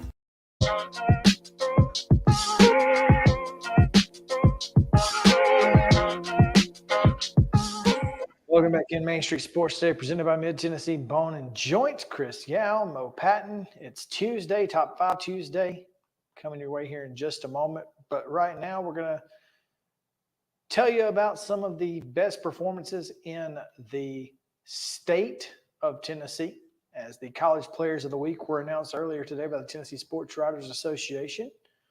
And we'll start with football. Mo? Austin Peay graduate quarterback Mike DeLello. Now, is he an Austin Peay graduate?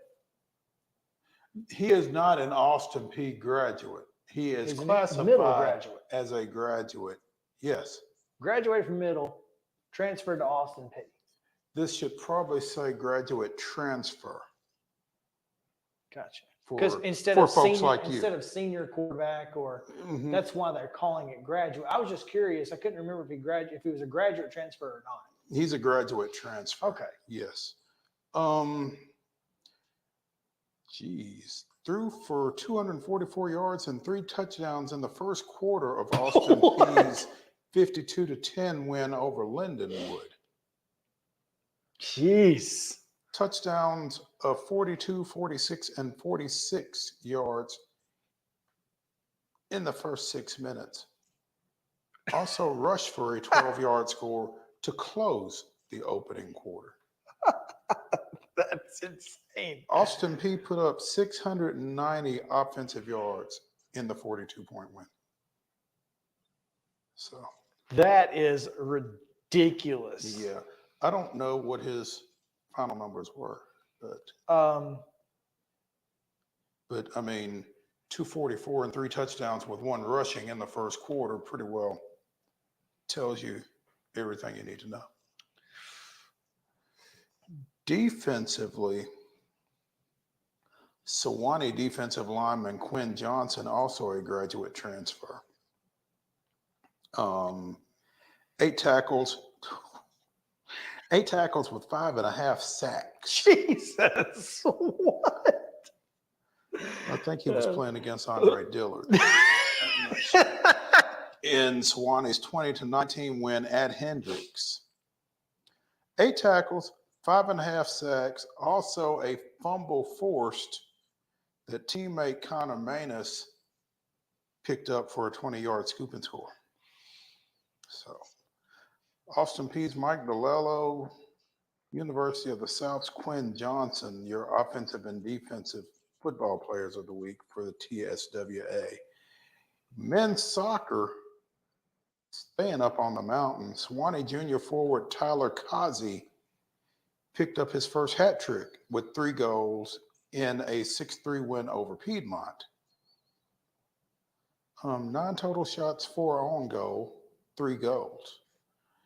And in women's soccer, Kings senior forward Taylor Stubbs had 4 goals in the Tornado 6-3 win over Lee's McRae. Single game record since King moved to Division II NCAA competition back in 2010. Stubbs also had an assist setting a King single game record with 9 total points. So, but it seems like the athletes of the week this week were pretty easy to identify. it would seem so. I mean, hopefully there wasn't a whole lot of debate.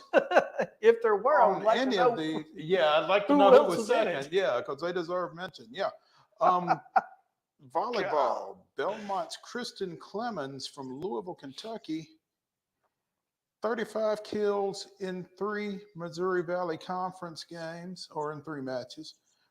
35 kills, a .542 hitting percentage, 3.18 kills per set. Also had 6 blocks. 15 kills in a 3-2 win over Murray State. 12 kills in a 3-0 sweep over Bradley. So, again, Mike DeLello from Austin Peay, Quinn Johnson from Swanee, Tyler Cozy from Swanee, Taylor Stubbs from King, and Kristen Clemens from Belmont. Your Tennessee Sports Players of the Week for football, men's and women's soccer, and volleyball. Congratulations to all of the honorees. I wanted to take a look at this because I saw the Titans were trending on Twitter. I was a little confused as to why. I don't see anything new that's come up other than it's been 1,047 days since the last time the Titans lost to the Colts. How many? 1,047. Since the Titans last lost to the Colts. Did we talk about Jonathan Taylor? No, is he back? He is in practice this week. He is practicing for the first time this calendar year, was the way that was phrased wherever I saw it, and could be on the active roster this weekend against the Titans, who have not lost to the Colts in 1,047 days. Let's see, what do we got here? Did you see? I still not seen nothing, so I don't know. What's that? As far as Jonathan Thomas goes. Jonathan Taylor? Jonathan Taylor Thomas? Yeah. JTT. Yeah. According to Yahoo Sports, the Indianapolis Colts are off to a solid 2-2 starts, and one of their best players has yet to play. However, who knows if it will be as easy as inserting Jonathan Taylor back in the lineup. Eligible to come off IR this week, Shane Steichen confirmed what has already been reported. Taylor appears to be ready to go in terms of his health. Steichen said the team is expecting him to practice Wednesday. That's tomorrow. All right, then. Taylor requested a trade from the team when he didn't get a contract extension. Then Colts owner Jim Irsay agitated the issue about this missing running back's concerns over their dwindling market. Irsay said he wouldn't trade Taylor. Then a few weeks later, the Colts allowed him to seek out a trade. The Colts reportedly made unrealistic demands, surprise, surprise, which was strange for a player they don't value enough to extend his contract. So as Taylor stayed on the Colts, but wasn't available for week 1, Taylor went on IR to start the season due to an ankle injury from last season, with this future in doubt. This future, according to this article. Just because Taylor could practice on Wednesday doesn't mean he'll play on Sunday. The team has 3 weeks from when Taylor practices to activate him off IR. Steichen said the team will evaluate Taylor in practice before making the call on when to activate him. So we could see Jonathan Taylor. We could not. But he's expected to practice tomorrow. There you go. In other NFL news, the man who designed the Packers' iconic G logo has died at the age of 83, John Gordon. Oh, wow. Who in 1961 was an art student at St. Norbert College and was working as an assistant for Packers equipment manager Gerald Dad Brazier. Gordon was offered the chance to design the team's logo under Vince Lombardi. Gordon said in a video produced 10 years ago by St. Norbert College that Dad, Gerald Brashear, came down from his meeting with Lombardi with a piece of paper in his hand, and he said that Lombardi wants a logo, and it's going to be a G in a football shape. Sounds like Lombardi just That's what I was about to designed the say. logo. So I was going to say, it seems very simple that,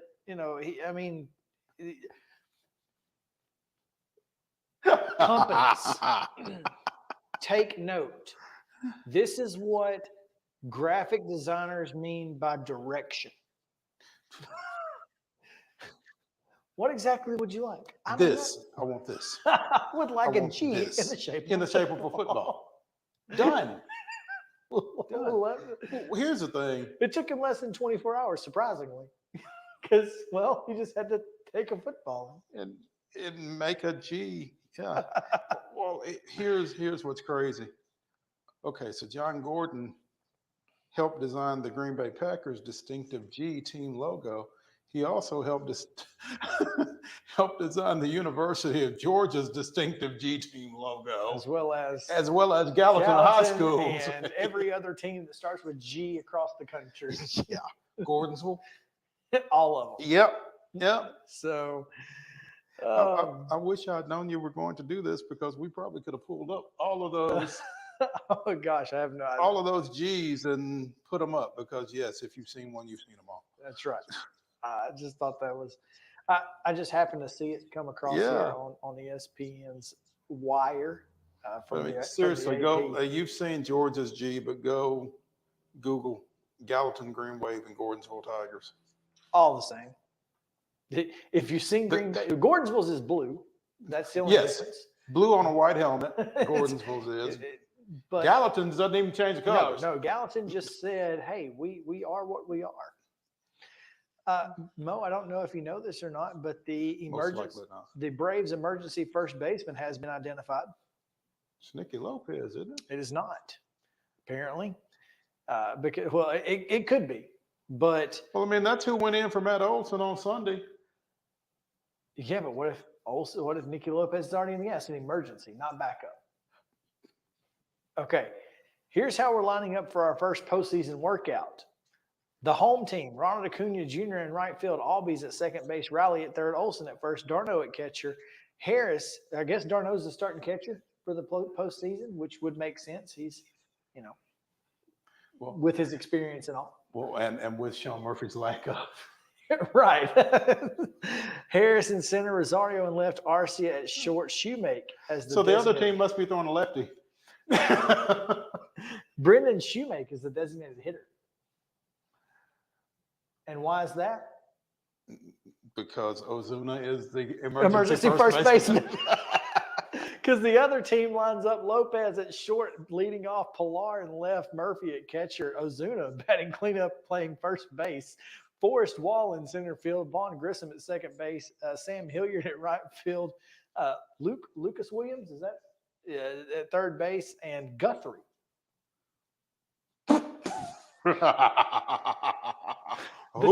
The chicken finger guy is DHing, I guess, with Smith Shawver on the bump. Guthrie.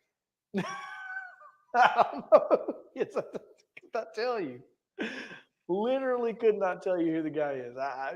Your guess is as good as mine on Mr. Guthrie. Dalton Guthrie. Sure. Who is he? Claimed off waivers from the Giants on July 13th. Okay. Who knew? Not us. Browns 6th pick of the Phillies in 2017. We get that far deep. Played at Florida. Well, good for him. Son of former Major Leaguer Mark Guthrie, apparently. The Atlanta Hawks tweeted that the Braves are going to win. Okay.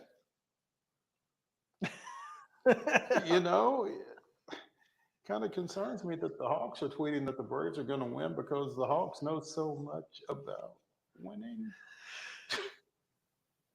Someone said our B team could win more games than the Oakland A's did this year, except the A's took 2 of 3 from our A team. Hey, I said they can win more games, not beat the A's. There we go. Big All difference. right. Yeah. Big difference. Beat everybody else except the A's, maybe. Oh man, but yeah, the Ozuna at first base would certainly be a move. Again, if we get that far deep into the, just pack it in. Just pack it in. Oh man. Yeah, that's something I could go without seeing. But at least he wouldn't have to throw from there. Yeah, he would not have to throw now, and hopefully he wouldn't be climbing any walls to catch fly balls after misjudging it horribly. Oh, by the way, Rangers are up 4-0 on Tampa Bay. All righty then. So, what do we know? It's just one game. Yeah, they gained a yard. It's just 1 yard. It's just. Let's take a break. When we come back, top 5 coaches to win a championship. No, worst 5. Top 5 worst coaches There we go. to win a championship. Sorry. We'll be right back after this on Main Street Sports Today.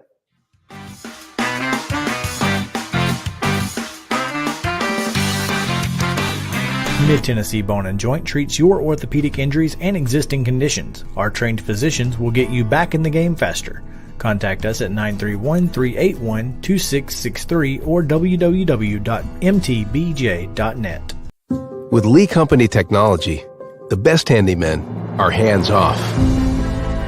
Lee Company techs have been using visual findings and other smart technology tools for years to add transparency and virtually take customers along.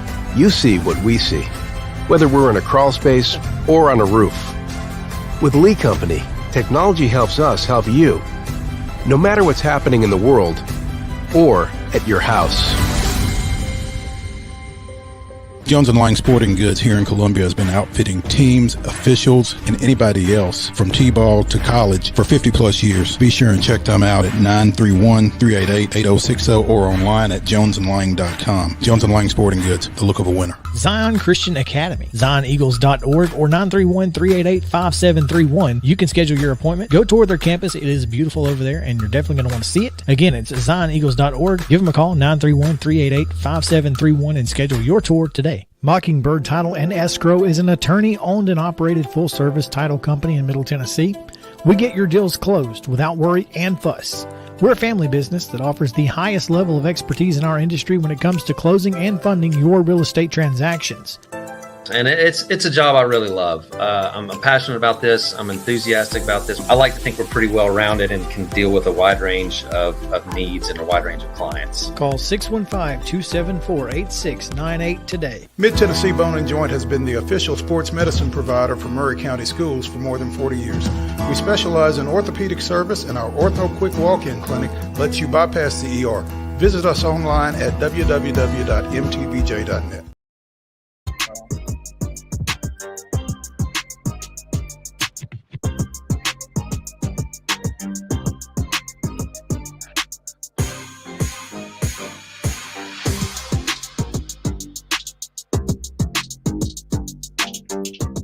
Welcome into this Top 5 Tuesday on this Tuesday edition of Main Street Sports Today. Again, tomorrow we are hopefully going to be at MTSU coming to you live from Murfreesboro. And looking, You say hopefully because we've not exactly secured the venue, taken care of the details for said appearance. But it will be fun. We'll be joined by Chip Walters tomorrow ahead of the Jacksonville State Middle Tennessee State game. It's going to be a lot of fun. Make sure to join us on the Main Street Sports Today Road Show, fueled by Fast Stop Markets.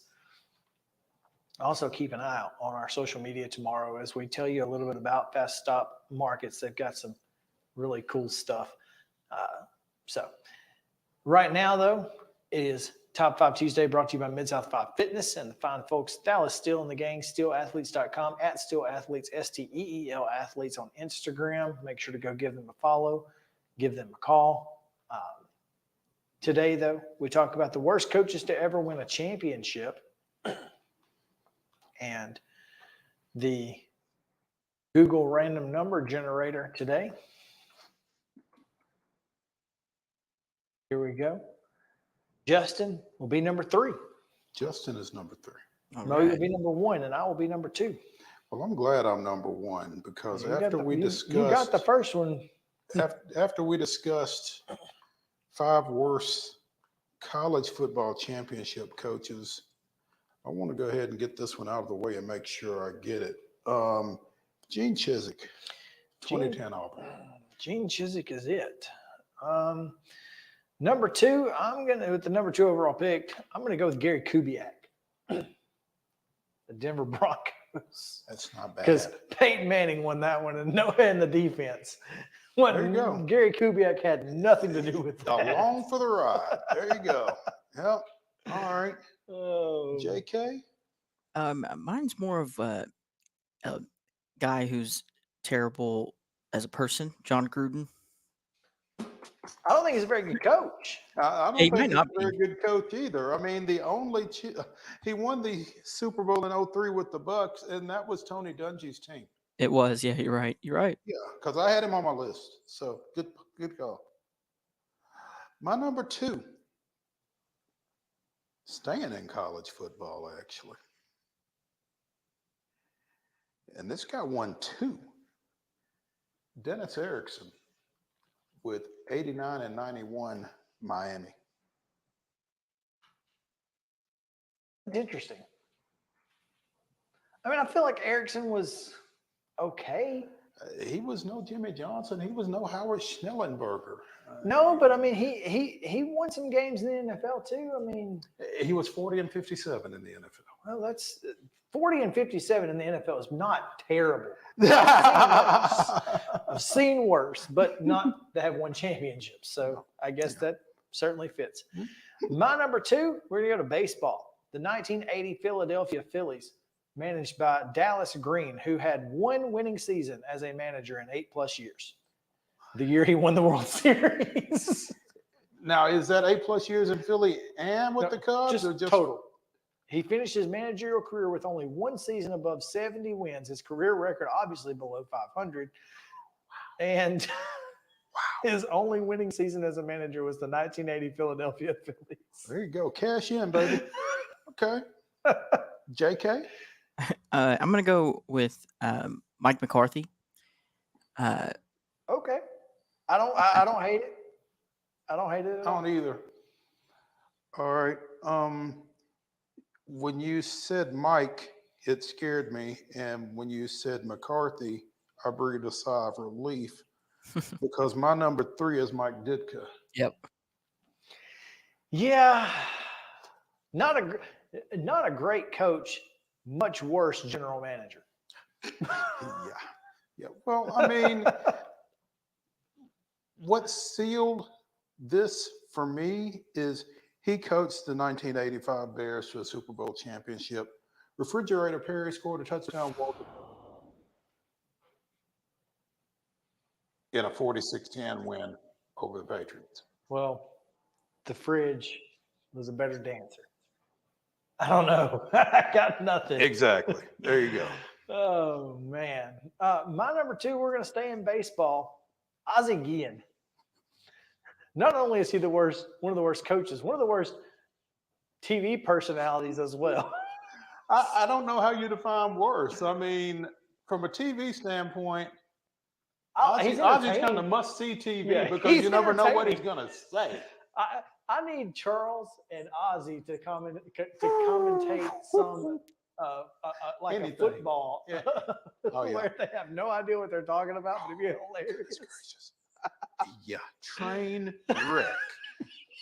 Okay, Justin, number 3. For number 3, I'm gonna go with Barry Switzer. Have we said that one yet? We've not said Barry Switzer. He's on the list. Yeah. I'm gonna go. Certainly on the list. Walking into what he walked in. Good for him. Yeah. Strike while the iron is. I tell you what, Jimmy Johnson leaving a program is pretty good for whoever's next. Mm-hmm. Yeah. It works out real well. They like look around the room. They're like, "I'll do it." All right. Yeah. Pick me. My number 4, Bob Brindley. of the 2001 Arizona Diamondbacks with Randy Johnson and Kurt Schilling. And as you mentioned about Dallas Green, I think he managed like 2 more years after that before he was fired. Yeah. So my number 4, Eric Spoelstra. Spoelstra? Yeah. Of the Miami Heat? Yeah. What's he done without the big 3? Wow.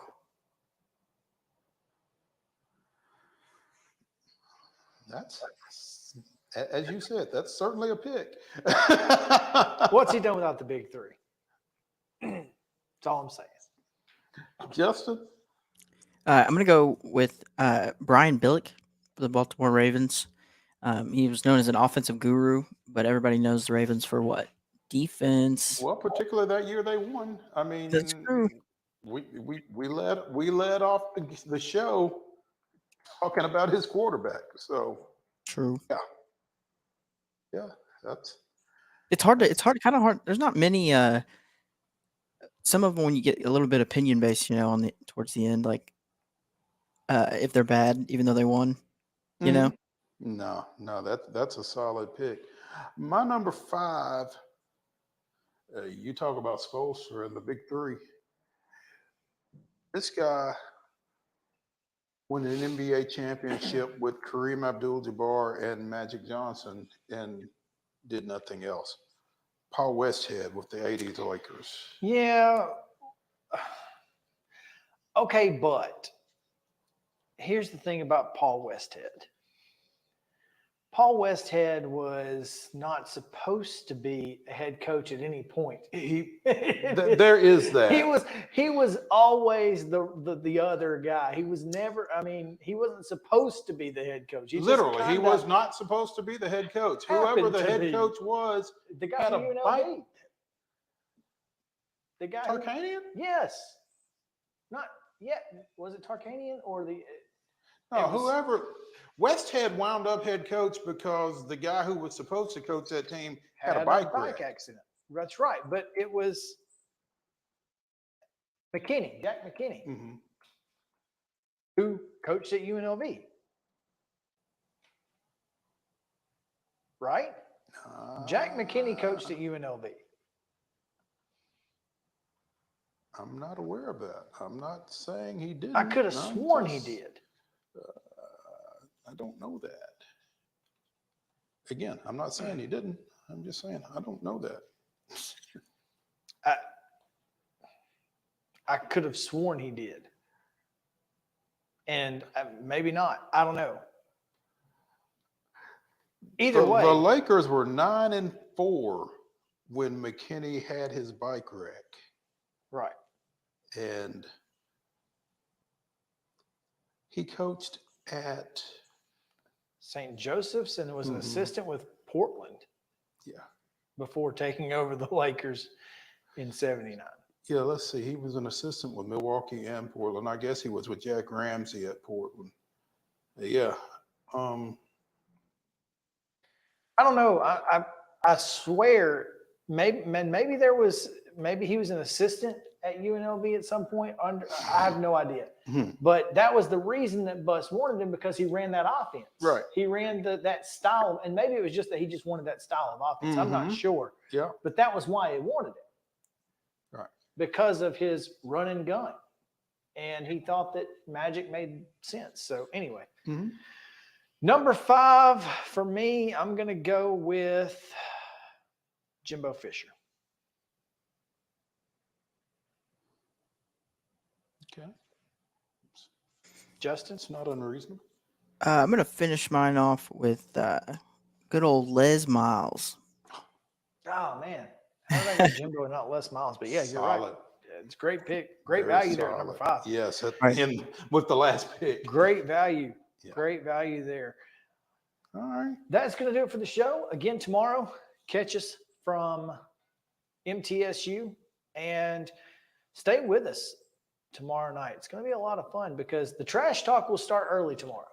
The trash talk will start early and will end late for one of us. Well, I mean, I'm just going to tell you, if there's trash to be talked, you'll be talking it because My know team is 1-4. I know you don't have. I know you don't have a lot of faith, but I'm just telling you. My team is 1-4. Well, and clearly JSU has had a pretty good year. I'm just hoping we don't embarrass ourselves. But don't be surprised. That's all I'm saying. All right. We'll see you guys then on Main Street Sports Today, presented by Mid Tennessee Bone and Joint. Have a good one.